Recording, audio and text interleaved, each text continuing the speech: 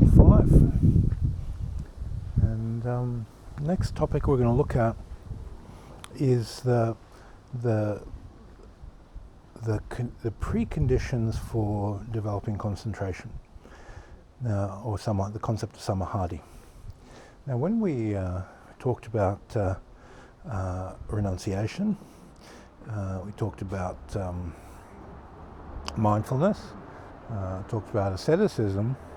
All these are generating a platform for concentration to exist. So when you practice the mindfulness, for instance, the mind itself separates itself from objects, and this is an essential platform.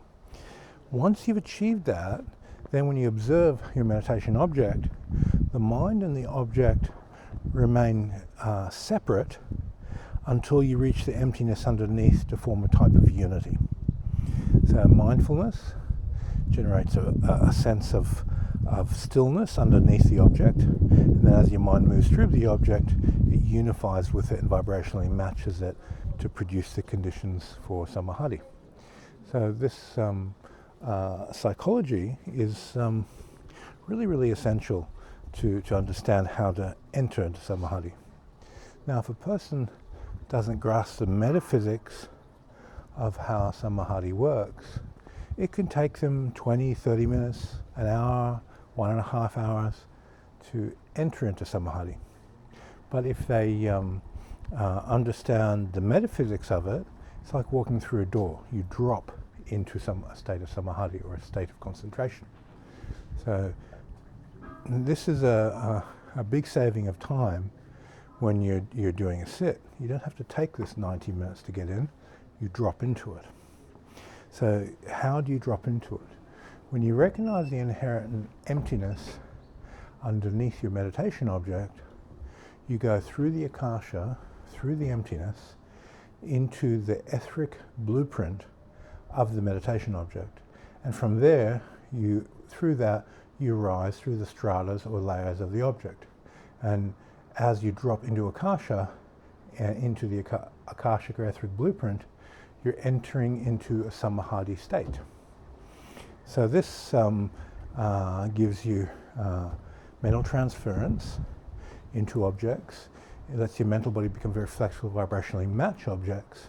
And being in the akasha, or timeless, spaceless, infinite state underneath things, puts you in the unified field, which lets you to connect to the light of consciousness of things.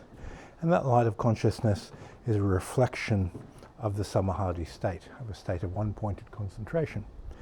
So you need a rather high degree of equanimity with the bodies. One of the Hermetic methods as a pre-exercise is to accumulate the elements and elemental regions, meditating on equanimity of the astral body. This allows the mind to become equalized to enter akasha and concentrate more efficiently. So this is in the preliminary training stage. We use those types of strategies to enter into Samadhi. You'll find that after spending a few years going through the initiation of Hermetic text, there's a type of intuitive common sense into how Samadhi functions, the preconditions for it to exist, the mental astral physical alignment for it to materialize as an exercise, and there's an intuitive sensibility to it. There's an obviousness to it. As you surrender to the training process and just identify, I am Samadhi, the layers that allow it to function become much more obvious. Because any sense of self needs to be let go of. You have to become the akasha of your object to enter into Samadhi, to concentrate on that object. So it's an akashic state.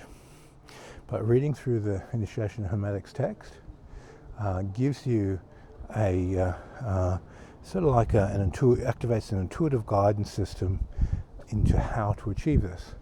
So it's a very straightforward process. Read the book every day, practice the exercises, get clean separation between the mind and the objects, go into the emptiness underneath the objects, and then rise from that emptiness to vibrationally match the object, and Samadhi begins to ripen, and you get a sense of what type of mental power you're accumulating, what it is, how it functions, and your intuitive guidance system does the rest.